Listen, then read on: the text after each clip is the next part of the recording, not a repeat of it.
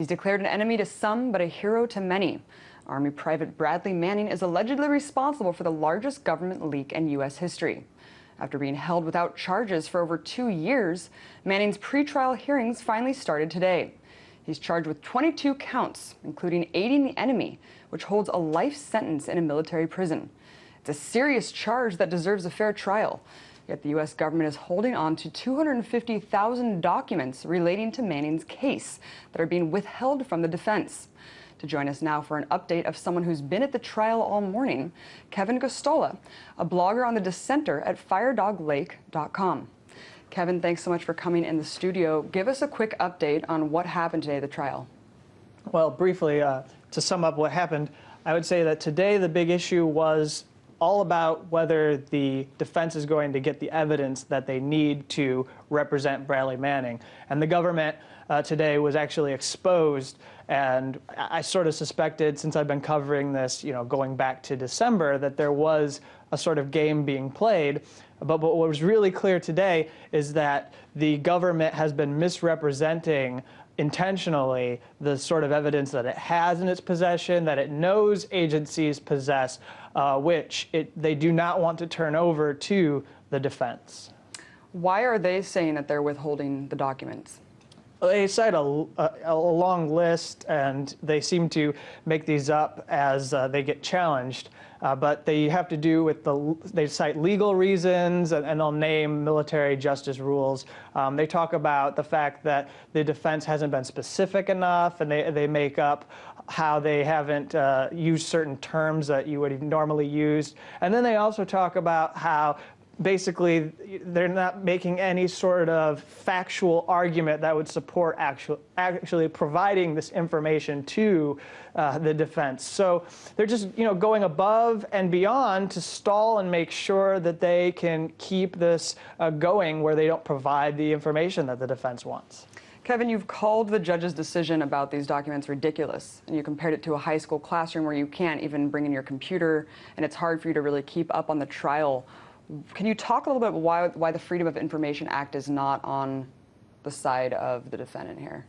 Well, so that statement that I made was about whether we're going to release court filings that are happening in this case. So I just would like to make clear to people who are watching this segment that when I sit there and the judge talks about what, when they read the orders and when they read the filings, I don't get to see this document at the end of the day to confirm that what I heard was exactly what I heard. So when I hear things in court, it's it's one and done.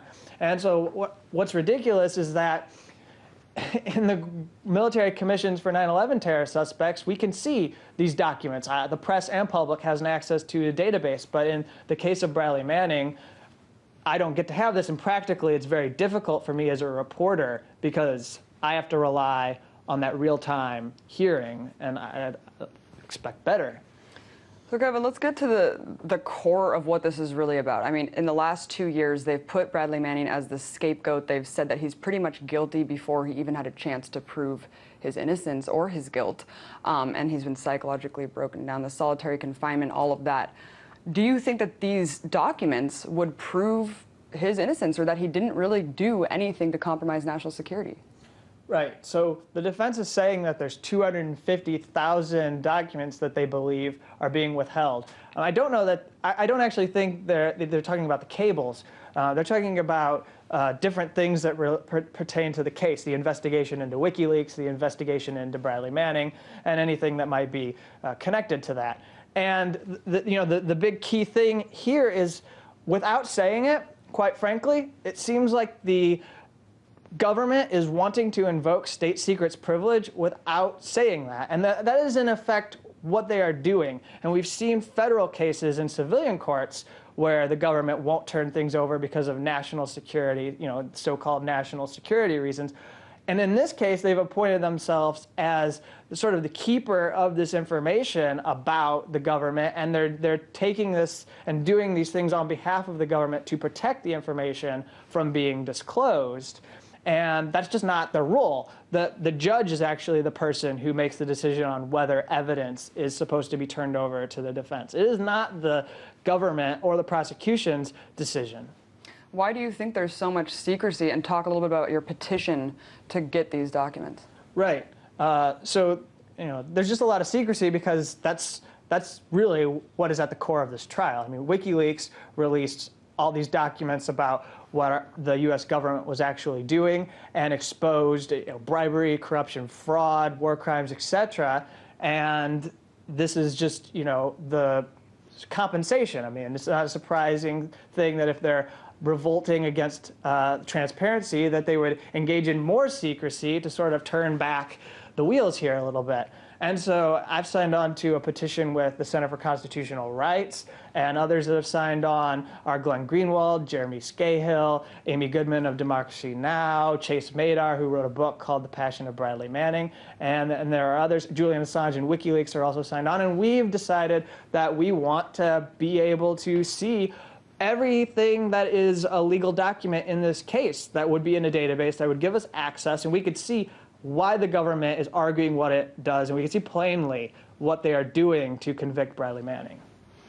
What you know right now about the case and about Bradley Manning, do you think that he compromised national security with the leaks? Well, so far, they haven't produced a single piece of evidence that shows that there's been any damage or impact.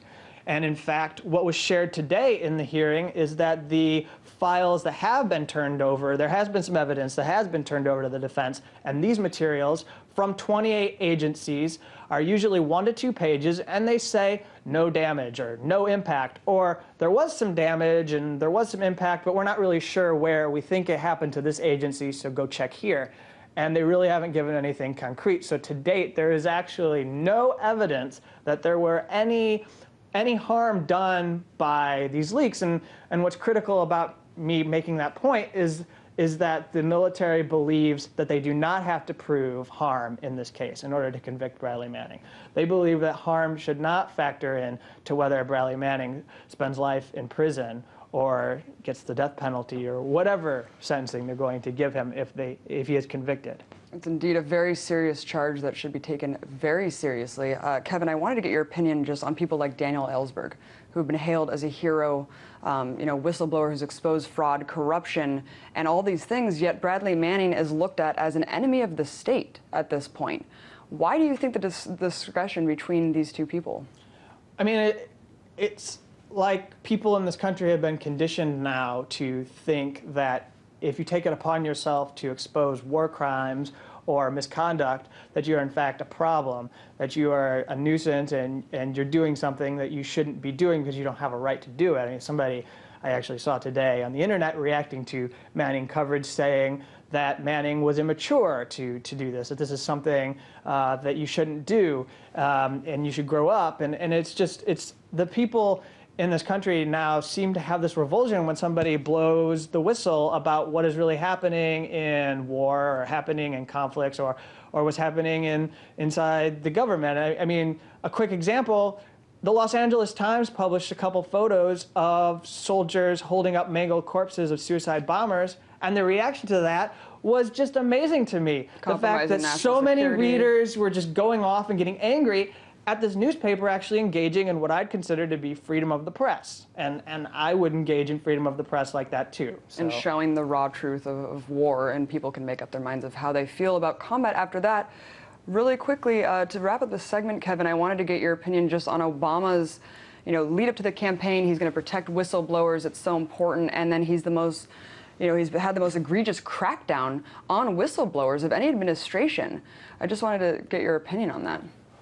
It would seem to be all words. I mean, I think basically if you looked at him when he was a senator, and if you would consider people I just finished reading Sybil Edmonds' book, and in it she talks about knowing exactly from conversations with him as a senator that he wasn't going to be any friend of whistleblowing, and she's of course an FBI whistleblower, and I think that just tells you that he came in intentionally wanting us to believe one thing, and then now that he's been exposed, he's being, we're going to have to deal with that. I mean, he's now going to have to face the fact that a lot of people are waking up to this reality that he is no friend of transparency and he is no friend of whistleblowers.